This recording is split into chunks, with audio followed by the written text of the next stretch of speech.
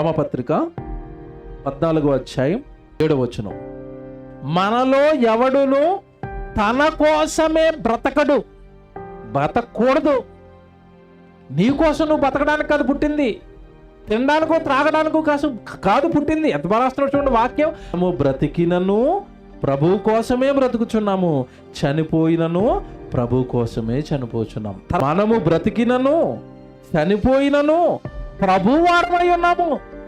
ప్రభు దగ్గరికి వెళ్ళవలసిన వారమై ఉన్నాము, ప్రభు వారమై ఉన్నాము, ప్రభు కొరకు బ్రతకవలసిన వారమై ఉన్నాము, ప్రభు కొరకు మరణించవలసిన వారమై ఉన్నాము. చావ బ్రతుక ఈ రెండుకు క్రైస్తవుడు దేవుడి కోసమే కొనసాగించాలి. మనలో ఎవడు తన కోసమే బ్రతకడు, ఎవడు తన కోసమే. బాగుందండి వాక్యం. మన కోసం బ్రతకడానిక దేవుడి జన్మించింది? మన పిల్లల కోసం, మన కుటుంబం కోసం, ఊరు కోసం, ఏ డబ్బు కోసం, అధికారం కోసం, దీనికోసం బతకడానిక మనం పుట్టాం?